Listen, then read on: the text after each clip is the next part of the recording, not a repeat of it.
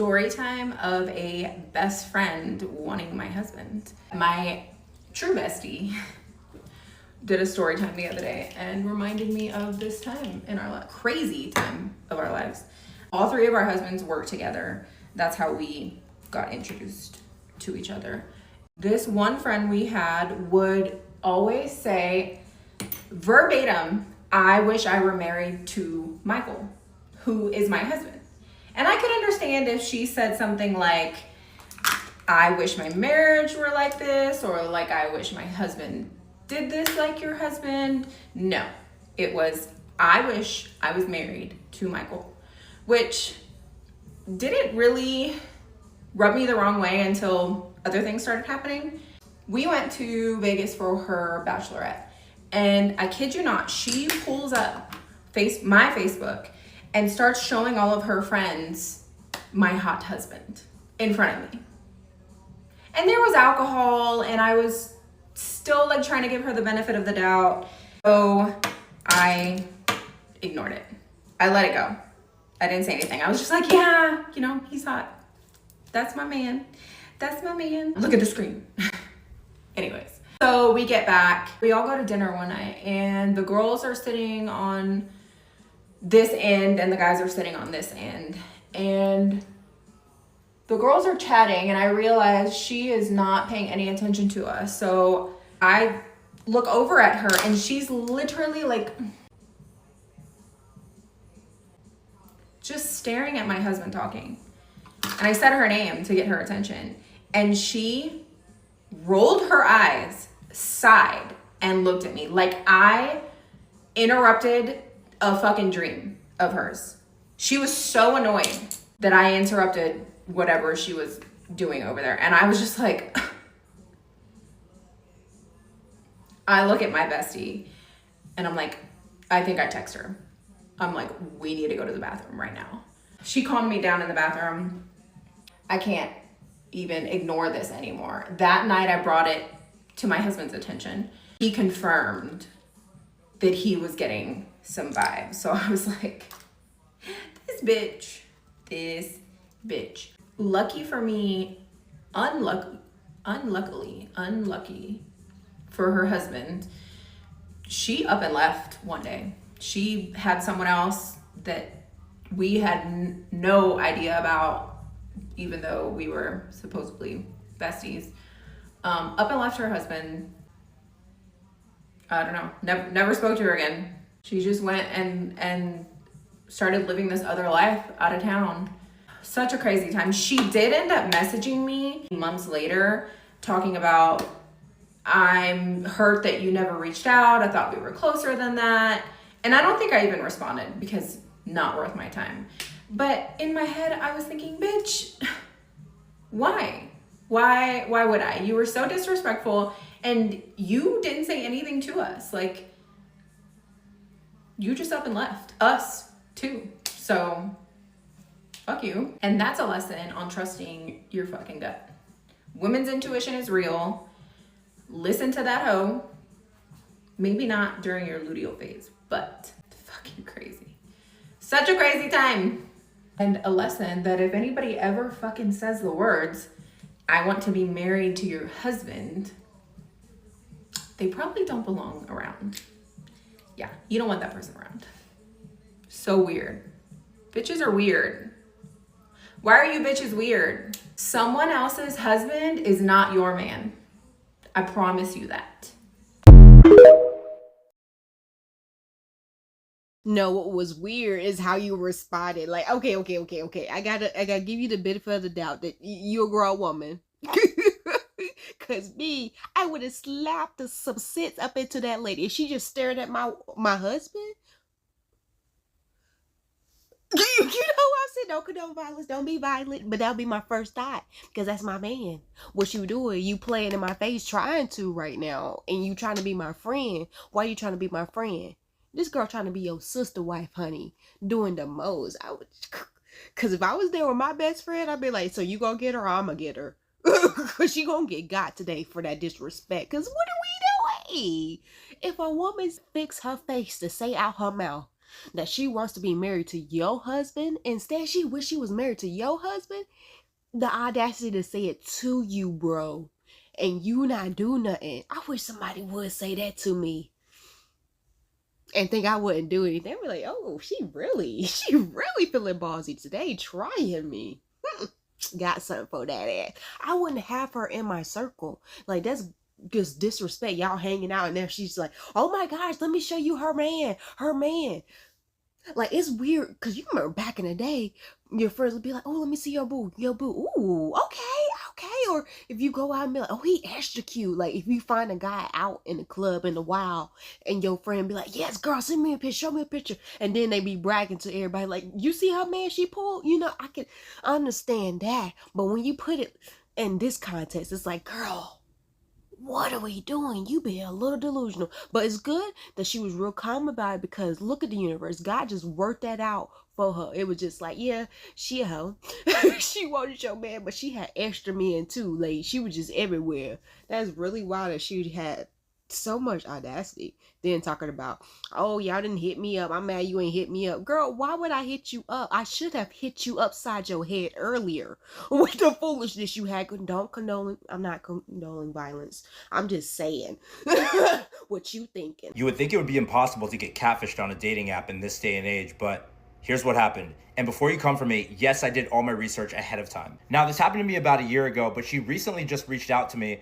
And I think she must have lost her complete fucking marbles to even reach out to me after the way our date ended, but you can tell me if I'm wrong. So I matched with this girl on Hinge and we had a pretty good conversation and it was about time for us to move to text. But the problem was I was gonna be traveling for the next 2 weeks. So I told her that I should just add her on Instagram and I can always message her when I get back. She said that was totally cool, gave me her Instagram and gave me her phone number, and we went from there. She was a joker, which I actually really appreciated. So we stayed pretty consistent on our contact, even though I was traveling. And she was sending me memes and stuff on Instagram. She had even added me on Facebook. So I actually got absolutely zero red flags from this girl whatsoever. So when I got back, I said, hey, we should finally meet. We should go to dinner. She said, absolutely. There's this restaurant I've been wanting to try. Have you tried it? Now, I didn't tell her that it was my friend's restaurant that she had actually suggested, but I said, absolutely, let's go to it. I would love to go there. So we set a date for Friday night and said that we'd meet around 8 o'clock. Now, we made this plan on Monday, so keep in mind we were still in contact throughout the week, sending memes on Instagram, texting, and even a few messages on TikTok as well. So 7:45 comes on Friday night, and I tell her I'm going to be at the restaurant a little bit early, so she can just let me know when she gets there. So like I said before, this is my friend's restaurant, and I know a lot of the people working there. We do go there a lot. So I know the hostess, I know the waiters, etc. So they seat me pretty quick, and they brought out a bottle of wine, and they also gave me some appetizers. So I'm pretty locked in at this point, and I'm just sitting and waiting at the table. 8 o'clock comes, 8:15, 8:30. She sends me a message and tells me she's running late, but I didn't expect it to be that late. Now, I've had a few glasses of wine and I've eaten some of these appetizers because they've just been sitting there. Now, 9 o'clock rolls by and both the waiter and the hostess are like, hey, what's going on? Like, are you getting ghosted? And I know she's still texting me. She told me she was on her way 20 minutes ago. I'm not sure where she is. Now, by that time, I'm kind of losing steam and both the hostess and the waiter are kind of like making cracks at me, making jokes at me. And I'm like, you know what? I don't really know what to do. I call her around 9:15 and she says, I'm almost there. And I was like, okay, an hour and 15 minutes late is kind of crazy, but it's gonna have to do. So I walked over to the hostess and I said, hey, this girl's actually almost here. I know that you guys are almost done seating, but her name is blah, blah, blah. This is what she looks like. You know, just bring her over when you see her. The hostess is cool and says, absolutely, I'll bring her over as soon as I see her. You know, around 9:20, 9:25-ish, I'm looking at my time. I'm like, okay, maybe she's really not coming. When I look up and I see the hostess walking over, she has a big smile on her face and I'm like, what is she looking like that for? And I see that somebody's walking behind her, but it is definitely not the person I'm talking to. So I don't even regard it and I look back down at my phone. So the hostess comes over and taps me on the shoulder and says, Jordan, your date is here. This is Katie. And I said, oh, hello. I look her up and down and I'm definitely confused. And I'm like, this is not the same person.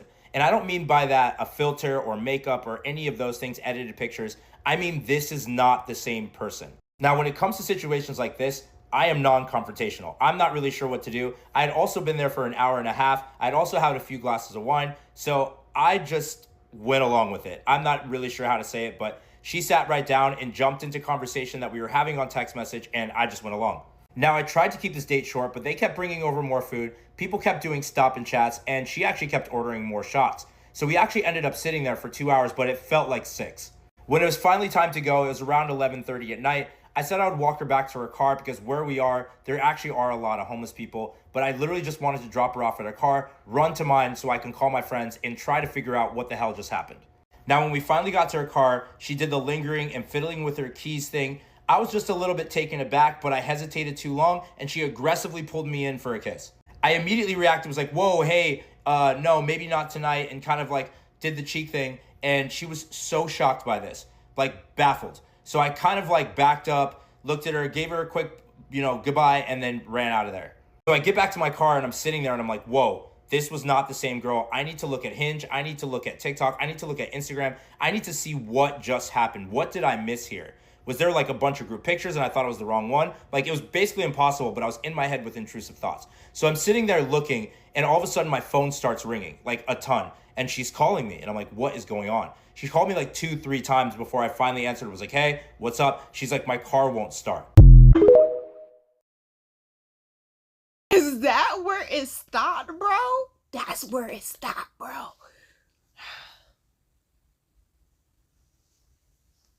Go to TikTok. Follow these creators. See what happened after that. Y'all are really good at, updating me about what's going on with these stories. Cause what? Your friends, they funny. They are funny. They are funny. They are funny. Especially the host. I already knew what's up. Like, you showed me a picture. This ain't her, but that's her name, and she knew your name. Girl, what? I'm just like, the audacity of these people in these videos today. You mean you had me waiting and then not be the person I'm waiting on? How you gonna show up? Not you. You ain't you. Oh, the fact that he waited let me know he's a gentleman or he just delusional, or I don't understand. He was like, she added me on Facebook and didn't think that was a red flag. If anyone I'm talking to adds me on Facebook, that is a red flag. You can't even find me on Facebook. You shouldn't be able to find me on Facebook unless you know me. That is childhood, like high school, middle school, definitely high school and middle school, college, family, sorority. That's it. That is, if you don't fit in this category, these 5 categories, you don't know me on Facebook. My Facebook pictures are not it. They're not it. So you trying to tell me you gonna add this person on your Facebook? You gonna let her add you on your Facebook? That's family now. No, that's a red flag. Is that not a red flag? That's a red flag to me. Don't you dare add me on Facebook. You can't even find me. So if you find me on Facebook, you on some different, another level of stalking. But friend, no, you should have been left. That's hilarious. I love that you was at a spot that you already knew, but after a certain time, after 30 minutes, I would have just been like, okay, like seeing the text messages, oh, I'm on my way, and I would have just went to the bar and just hung out with people I knew. Like, it wouldn't even been a thing. Like, I would not have been still there at 9:25 or whatever time she arrived, unless it was my choice. Like, oh, I'm having fun with my friends. Like, in fact, I feel like I would have fun with my friends, met new friends, and migrated somewhere else if I wasn't, but it's my friend's spot, so I'm gonna stay there all night, And when she showed up, I would have, try not to be disrespectful. After being disrespected, bro, you just wasted my time, bro, just to show up. This other person, like,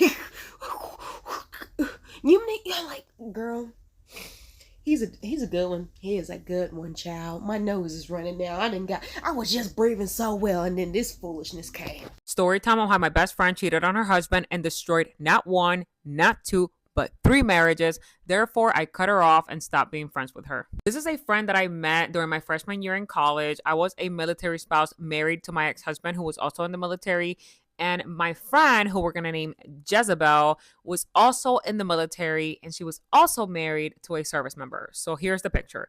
Me, military spouse, my husband, who was in the military, Jezebel, who was also in the military, and then Jezebel's husband, who who was also in the military. So Jezebel and I became friends because we had so much in common. We had all the same classes. We lived in the same military base. We went to the same gym. We liked the same things. We used to always go shopping, out to eat. And I just honestly thought she was a great friend. Now, we were opposites in other areas. For example, I was a hardcore introvert and Jezebel was an extrovert. Jezebel was the life of the party, the girl that wanted to be all out there. She always wanted to go clubbing every weekend and drink until she got wasted. And for the majority of my life, I've always been the opposite. I'm someone who enjoys being a homebody. I also don't enjoy drinking because the taste of alcohol tastes weird to me. So I've never been a drinker, never been a smoker, never been a anything. But because going out clubbing and dancing and drinking made Jezebel happy, I will sometimes go with her because I do enjoy dancing. And because I never drank, I will be her designated driver. I will make sure she got home safe. And I would also make sure that Jezebel wasn't getting herself in trouble because, again, she was a service member in the military. And like I said, she was very extroverted, especially when she drank. It's like that liquid courage will build up in her system and give her the audacity. Also, when Jezebel and I would go out clubbing, it was always a girls' night, so husbands were not invited. And many times during these outings, Jezebel would drink until she was intoxicated and then try to go up to men and ask them for their number. And I would always stop her. I would always intervene. You know, if she was going up to a man, I'm like, girl, come here. I would drag her back to the group because every time she drank, she would just be out of control. So I attributed that behavior to the alcohol. I just thought that her drinking made her like that because, again, I was not a drinker myself. But nonetheless, every time she tried to do something she wasn't supposed to be doing, I would be right there stopping it, or somebody else would intervene because Jezebel was married. And because this was a military town, a lot of those men at the club were also married. I would also always try to keep Jezebel dancing with just us, the girls.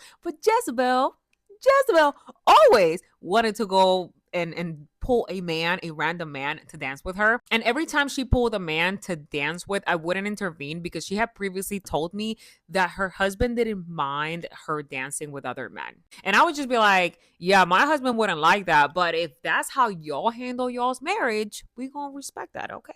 Now, if she was to go up to a man and ask him for his number or try to do something weird, I would definitely step in and be like, girl, you are way too wasted. We're going home. These were just some of the experiences that I had with her when we would go clubbing. Also, let me say something very important. Aside from that, Jezebel and her husband appeared to be a happy couple. Her husband seemed like he was very much in love with her. He treated her very well. He spoiled her. He's the type of man that would never tell Jezebel no. Jezebel always got her way. Jezebel always got what she wanted. And more importantly, he seemed like a good man, like a good husband. And they both seemed like they were very in love with each other. But as we know, in life, not everything is what it seems. And sometimes people really do paint the perfect picture. And behind closed doors, it's a whole different story. Also, I did want to mention that Jezebel was a very pretty girl, very attractive. She was a baddie. And I would honestly say that in the friend group, we were all baddies. Like, we were all baddies. But out of everyone in the group, I will say that Jezebel was that girl. She stood out. Jezebel was just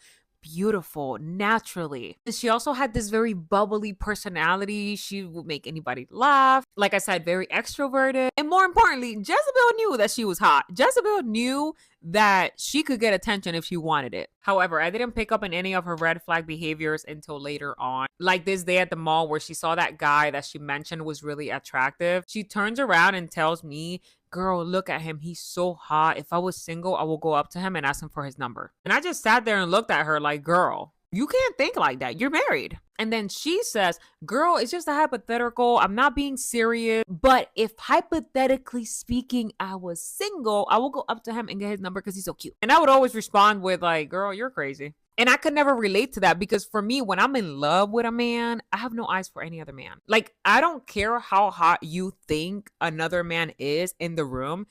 To me, my man is the best looking man in the world. I have no eyes for another man, and I've always been like that. I'm like the obsessive, crazy in love type of girl. Like, I'm a lover girl. I don't see other men. Does that make sense? So when I was with my ex-husband, the only man that I found attractive was the man I was with. Jezebel definitely had wandering eyes. And if Jezebel found a man attractive, she's going to tell you, you're going to hear about it. She's going to make you look, and she's going to tell you everything she wishes she could do to him. However, I will always shut it down and advise her to stop thinking like that. Like, you should be obsessed with your husband, focus that energy into your husband. And this advice would always go into one ear and out the other. As time went by, Jezebel continued to have wandering eyes, but then she started taking things to another level. Like, now she started noticing men that she found attractive and then going up to them. So there was one time where Jezebel and I were leaving a class and she saw a guy that she thought was very attractive. She would always say something like, "Oh my God, girl, he's so hot," or "Look at him. Oh my gosh." And I would be like, "Okay, girl, calm down." And then she said, "I'm going to go up to him and say hi." What? She was like, "Yeah, I'm going to go up to him and say hi." And I was like, "No, girl, do not do that. You are married." And most of the people at that school were also married because a lot of them were service members. Just don't do that. Do not do that. And of course, Jezebel didn't listen to me. And she went up to that man and she got his number.